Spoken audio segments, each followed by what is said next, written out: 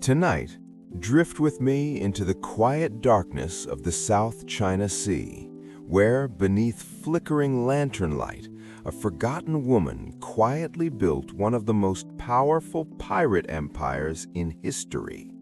The Pirate Queen of the South Sea. The night sky above the Pearl River Delta glows orange, not from lanterns, from fire. War junks cut through the dark water toward Sanshan, a small fishing village clinging to the southern edge of China. The pirate captain leading the attack has made a simple promise to his men: 10 silver coins for every head. The villagers of Sanshan had made a choice. They refused to pay. They thought they could fight back. They built walls. They armed their men. They even dragged out a cannon.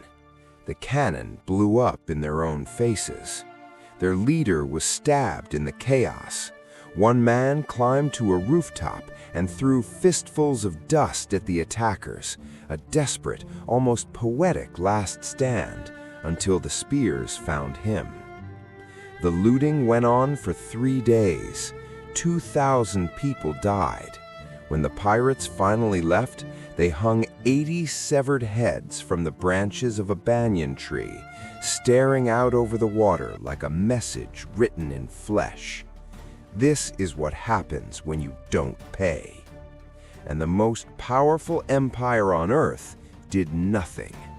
The Middle Kingdom, cracking at the edges. In 1800, China is extraordinary. It governs nearly a third of the world's population. Its economy is the largest on the planet. While European nations are still fighting over scraps of coastline, China has been running the same political system for 2,000 years. They invented gunpowder, printed paper money, and built compasses that helped Europeans discover places people already lived. China calls itself the Middle Kingdom, the center of civilization, the sun around which everyone else orbits. But empires, like people, can be magnificent and fragile at the same time. The dynasty in charge is the Qing, Manchu horsemen from the north who had crashed through the Great Wall in 1644 and, finding the Chinese system too elegant to tear down, simply sat at its center and ran it. The bureaucracy still stretched from Beijing down through governors, magistrates, and local officials, holding hundreds of millions of people in place across an enormous country. The problem with enormous countries is that power weakens the further it travels from the source. And 2,000 kilometers south of Beijing lies Guangdong, a humid subtropical province where the land dissolves into the Pearl River Delta, a labyrinth of channels, swamps, mangroves, and islands humming with boats, markets, and people. China's population had tripled in a century. Land was running out. The bureaucracy hadn't grown with it. Corruption spread into the gaps. The people who felt it first were the ones already living on the edge, like the boat families. People of the water. The Tanka, the boat people, lived their entire lives on wooden junks. Births, deaths, marriages, arguments, meals, all of it happened on a few meters of creaking planks clustered together in floating communities with their own kitchens, temples, and markets. Some never touched land for years. They couldn't own land. They couldn't take the imperial exams that led to government positions. They couldn't marry into shore families. The empire classified them as mean people, unpure, like actors or prostitutes, and mostly forgot about them. Fishing only paid half the year. When the nets came up empty, boat families hauled cargo, ferried passengers, or quietly smuggled salt and rice. And some turned to raiding the coast, part-time pirates who returned to fishing when the monsoon came. The line between fisherman and pirate was often just the season. Somewhere in this floating world in 1775, a girl was born. No one recorded her original name. No one thought to. She was Tanka, she was poor, she was a girl. 3 reasons the empire had no interest in her. They would regret that. The girl nobody watched. She grew up on the water, learning to work before she learned much else. No bound feet for her. While land women crushed their toes into the shape of lotus buds to be considered marriageable, she moved barefoot across wet planks, quick and sure-footed. As she got older, she found work on a flower boat, a floating brothel that served sailors, merchants, and pirates drifting through the delta. It wasn't a choice born of freedom. It was the option the world offered her. But she paid attention. She watched the men who came through, who had power, who was rising, who was dangerous, and why. Lately, the most interesting visitors were the ones returning from Vietnam, carrying serious silver and military weapons. For years, the Tai San rebels there had recruited Chinese pirates to raid the Qing coast in exchange for ships, cannons, and military rank. Now the rebels were losing. The pirates were coming home, unemployed, armed, and looking for purpose. One night in 1801, a pirate named Zheng Yi came to the flower boat. He was not nobody. He commanded his own fleet. He had a reputation. The records go quiet about exactly what was said between them, but within months, the girl was his wife. She left the flower boat and stepped onto a warship. From that moment on, history would call her Zheng Yi Sao, wife of Zheng Yi. She had been given a name defined by someone else. She would make it mean something entirely different. Building an empire at sea.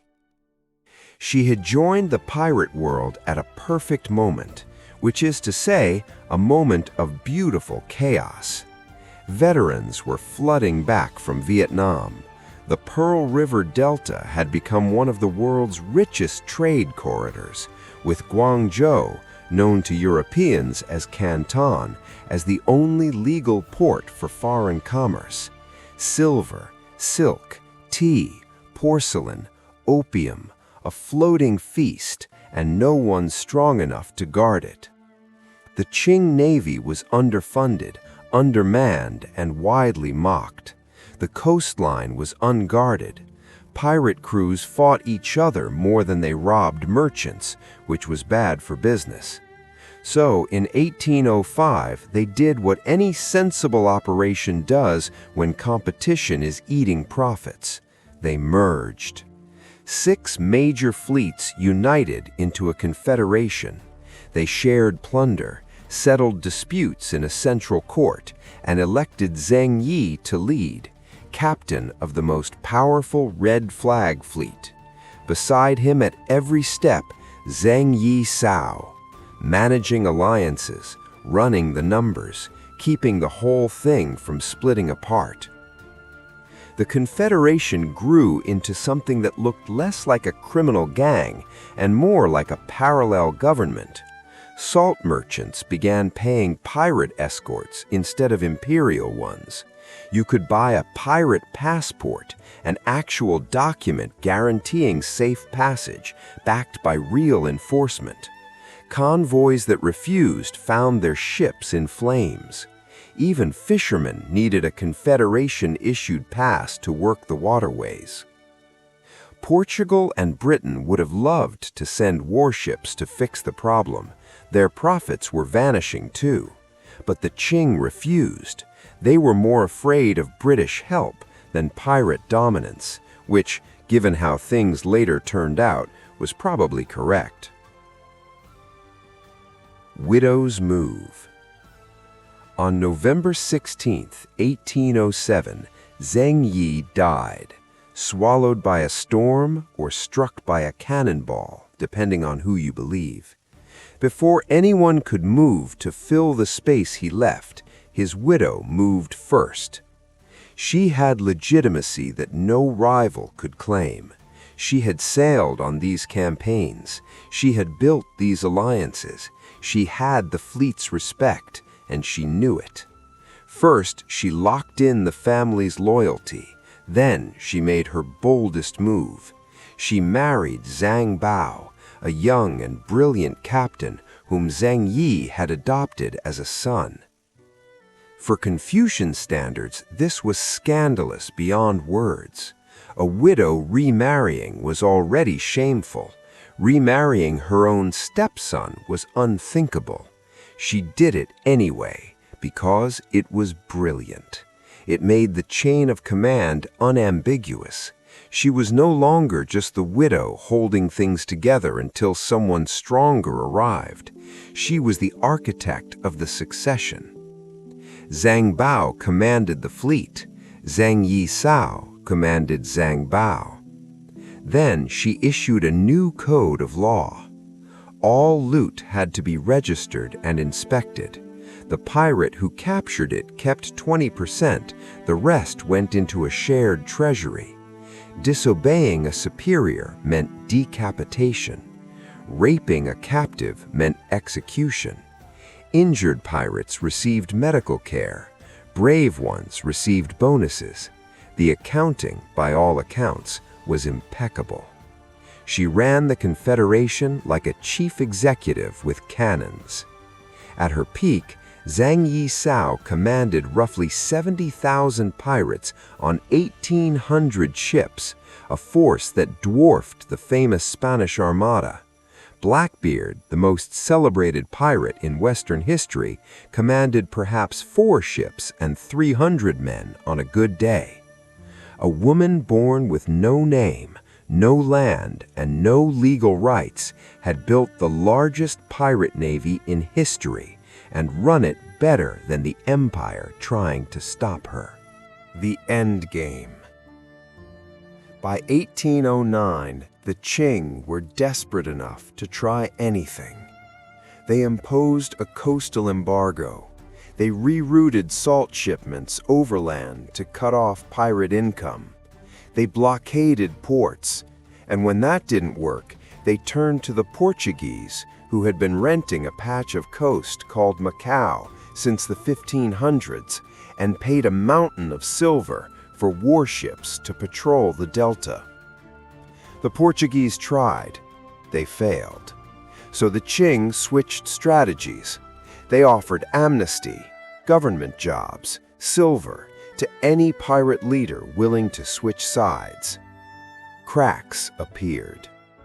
The commander of the Black Flag Fleet, Guo Podai, had spent years quietly seething at Zhang Bao's rise, his victories, the fact that Zheng Yi Sao had chosen him. When the red flag called for backup, Guo Podai simply didn't come. The two fleets clashed. 1,000 pirates died. 16 ships were captured. Guo Podai surrendered to the Qing, presenting his trophies like a job application. Others followed. Zheng Yi Sao watched all of this, and then she made her final, most perfectly timed move. In early 1810, she walked into the government offices at Macau. Behind her came thousands of followers, entire families who had spent years living on pirate ships, now presenting themselves for peace. Their petition was written in the language of humility. "We are insects and ants. Save us from the flood and fire. We will sell our swords and buy cows." But the Qing knew they were not negotiating from strength. They needed the violence to stop. They accepted her terms. She kept her ships. 17,000 pirates received amnesty. Zhang Bao was made a naval officer. They were permitted to marry legally and enter legitimate maritime trade. Zheng Yi Sao retired near Guangzhou. She ran a gambling house, possibly dabbled in smuggling, old habits.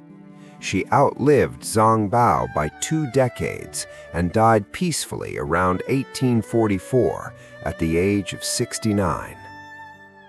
What it meant.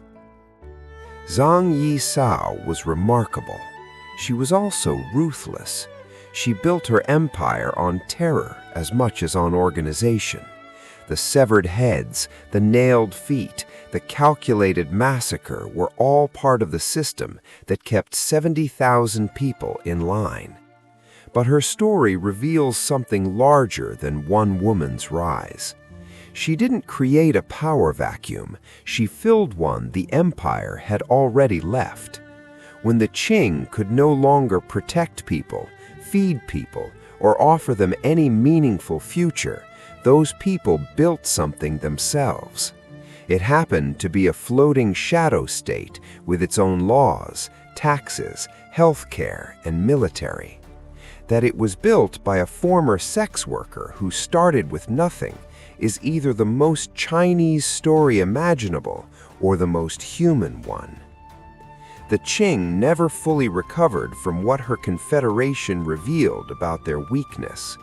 When British warships returned 30 years later, in 1839, they had no trouble forcing China's ports open. Foreign powers carved out treaty ports, ran their own trade zones, and used anti-piracy as a convenient excuse for colonial expansion. Beijing's grip on its own coastline kept slipping. The dynasty fell in 1911. The last European colony in China, Macau, the same port where Zheng Yi Sao had once walked in to negotiate peace, wasn't returned by Portugal until 1999. And piracy? Piracy never stopped. It still happens today, in the choke points around Singapore and the Horn of Africa, wherever a state collapses or looks away. Somali fishermen in the 2000s followed the same logic as Tonka boat people in the 1800s. When the government offers nothing and the sea offers something, people make a choice. Pirates were never simply bandits. They taxed trade, enforced rules, and filled the space that authority abandoned. They also took hostages, used terror, and killed without hesitation. The two things have always gone together. Zheng Yi Sao understood all of it better than anyone. She always had. The girl no one watched became the woman empires feared. She left no autobiography, no portrait, no palace, just the record of what she built and the silence of all the people who underestimated her.